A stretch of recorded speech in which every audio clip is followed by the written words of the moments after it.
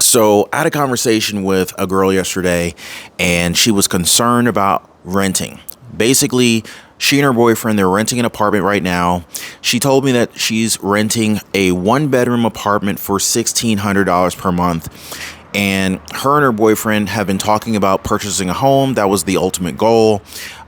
Initially, they weren't able to buy a home, and currently they're still not able to buy a house. And they were doing the math and looking at, okay, we're spending $1,600 a month for a one-bedroom apartment. I want to say that's something like close to $18,000 a year, somewhere in the ballpark, $19,000 a year on rent.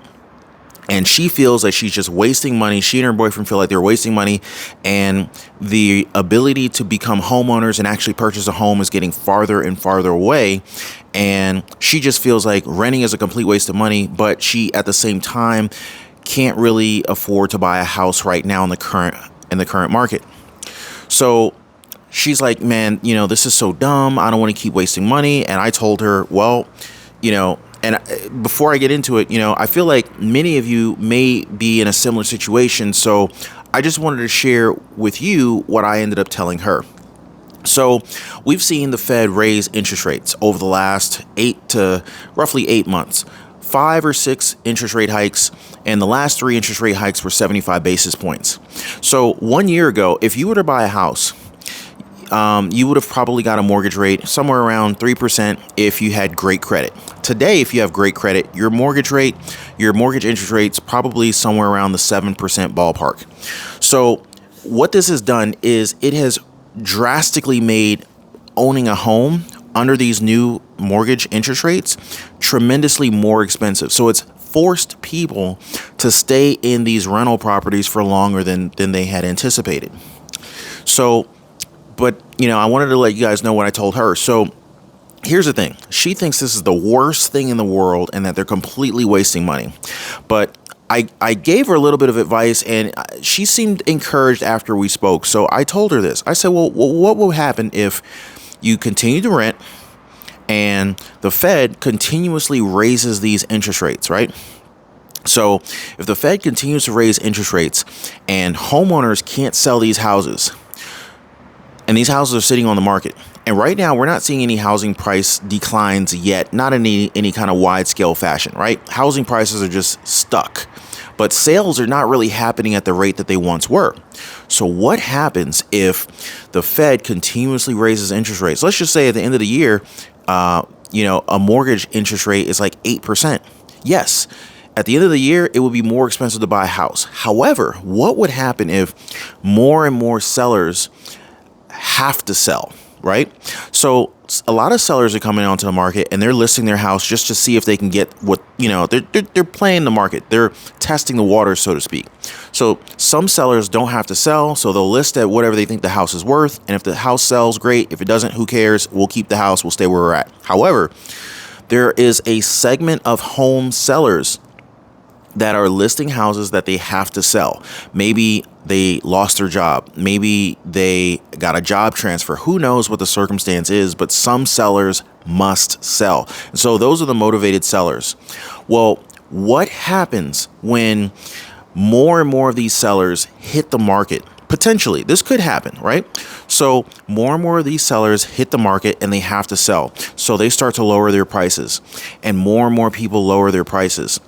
And more sellers lower their prices. Well, what this will do is it will essentially begin to average down. So it'll average down the value of homes. And the reason why this will happen is, if you guys remember, as the housing prices started going up, one of the reasons why the housing prices kept going up is because more and more people kept paying more and more for houses.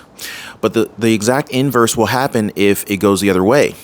So if more and more sellers get desperate and they sell just a little bit below their home's value, right? That becomes a comp. And then the next person who tries to sell in the vicinity, when their house hits the market and appraisers appraise the house, they're going to say, well, this house is based on what a previous sale, whatever a previous sale was, as well as other similar houses. basically what I'm saying is as more and more homes are sold at lower prices, this will overall lower the value of all homes in the area. And so what happens if this trend continues? Well, if the trend continues, technically, let's just say, I don't know, 2-3 years down the line, if homes continue to be sold at lower and lower prices, eventually the home prices will come down potentially a tremendous amount. Let's just say a house today is $400,000, but in 2 years of record high interest rates, thanks to the Fed raising interest rates, right? In 2 years, let's just say a house that's $400,000 today, 2 years from now ends up being, say, $325,000, right? But interest rates are still high. Here's the other thing. If you look at the history of the Fed doesn't lower interest rates and leave them there forever. The Fed doesn't raise interest rates and leave them high forever. So what happens hypothetically 2 years from now, 3 years from now, a $400,000 house today is only able to get $325,000 for it. Okay, so that's scenario one. But along with scenario one, what if the Fed is forced to pivot and they now have to lower interest rates? Let's say they crash the economy. If the economy is crashing, they're going to have to do something to stimulate the economy. And so generally what the Fed will do is they will lower interest rates. And when they lower interest rates, they're enticing people and businesses to go out and borrow money and take out loans to stimulate the economy. We've seen this before. We saw this 2 years ago. And we saw this back in 2008, 2009, 2010. We saw this back in 2001. So the pattern that I'm talking about, this cycle, this economic cycle, it keeps happening and happening and happening, right? So essentially what I'm saying is, what happens if you continue to rent today at $1,600 a month, but 3 years from now, a $400,000 house is now worth $325,000, and the Fed was forced to lower interest rates to reinvigorate the economy and get people spending again and get people employed again, because on the way down, a lot of people are going to lose jobs. Unemployment is already expected to continue to rise. So there will be job losses. There will be foreclosures. Many Americans are living paycheck to paycheck, unable to pay their mortgages. Sellers who may have lost their jobs may take a new job, and now they need to relocate. So they become a motivated seller. So imagine a couple of years down the line, this $400,000 house you can get for, say, $325,000, and interest rates end up coming back down to the 4% interest rate, 3% interest rate, right? 3 years from now, a renter could look like a genius. So I don't want renters to think, oh, I'm just wasting money.